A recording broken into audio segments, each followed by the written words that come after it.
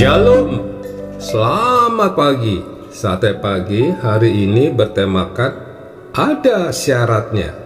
Firman Tuhan terambil dari Matius pasal 10 ayat 37 sampai 39 dan pasal 16 ayat 24 sampai dengan 25. Barang siapa mempertahankan nyawanya, ia akan kehilangan nyawanya. Dan barang siapa kehilangan nyawanya karena aku, ia akan memperolehnya. Belum lama ini, saya mengikuti sebuah seminar tentang trading saham.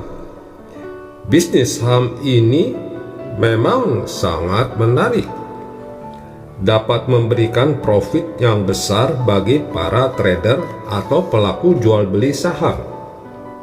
Di sisi lain, bila tidak menggunakan indikator yang tepat, maka bisa jadi seorang trader mengalami kerugian karena saham yang ia beli harganya menurun. Untungnya besar, risiko kerugiannya juga besar. Namun, dalam seminar ini dijelaskan cara yang tepat dengan menggunakan software khusus yang bisa diperoleh melalui mengikuti workshop. Ada banyak peserta yang mengikuti workshop ini telah bermain dan meraup untung besar dari bisnis saham yang mereka geluti. Bahkan ada trader yang masih berusia 10 tahun sudah meraih sukses. Untuk terjun sebagai trader saham tidaklah mudah. Bila tidak cukup ilmu mengenai jual beli saham, maka besar kemungkinan akan mengalami kerugian. Ada langkah mudah yang disediakan oleh seminar ini, tetapi ada syaratnya. Pemula atau peserta harus mengikuti workshopnya selama 3 hari dengan bayaran belasan juta. Mahal bukan?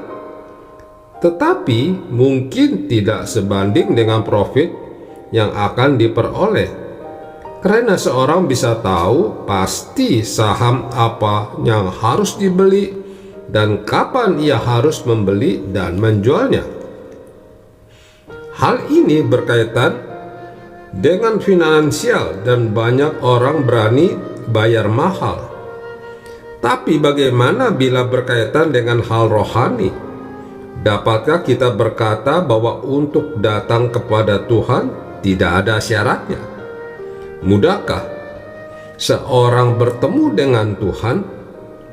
Dalam ajaran Kristen, Tuhan yang mengundang kita untuk menghampirinya, dan kita akan memperoleh lebih dari semua profit materi yang bisa kita dapatkan, yakni kelegaan. Tuhan Yesus berkata, "Marilah kepadaku semua yang letih lesu dan berbeban berat, aku akan memberi kelegaan kepadamu." Maka setiap orang yang datang dengan segala persoalannya, bila datang dengan segenap hati, akan memperoleh kelegaan atau damai sejahtera darinya. Namun, kehidupan kita sebagai orang percaya akan mengalami proses hidup atau ujian yang akan menentukan level kita sebagai orang percaya. Di sini akan terlihat apakah kita adalah murid Kristus atau tidak.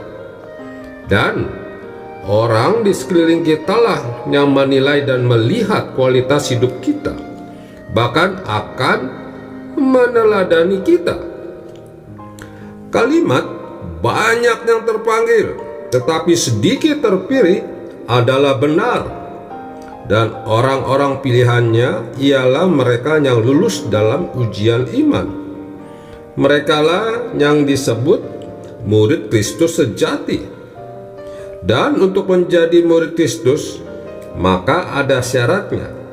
Syaratnya mutlak atau wajib, tidak bisa tidak, yakni setiap orang yang mau mengikut aku, ia harus menyangkal dirinya memikul salibnya, dan mengikuti aku. Inilah syaratnya atau inilah harga yang harus dibayar bagi mereka yang mengakui dirinya murid Kristus, termasuk kita. Bila tidak, maka kita tidak layak baginya. Amin. Mari kita berdoa. Bapa Surgawi, ajarku untuk mengenal pribadimu dan kehendak-Mu, dan mampukan aku menjadi murid Kristus yang sejati. Di dalam nama Tuhan Yesus aku berdoa. Amin.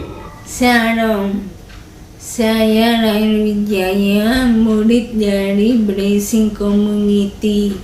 Saya ingin mempersembahkan sebuah lagu untuk Tuhan, kiranya menjadi berkat bagi kita semua.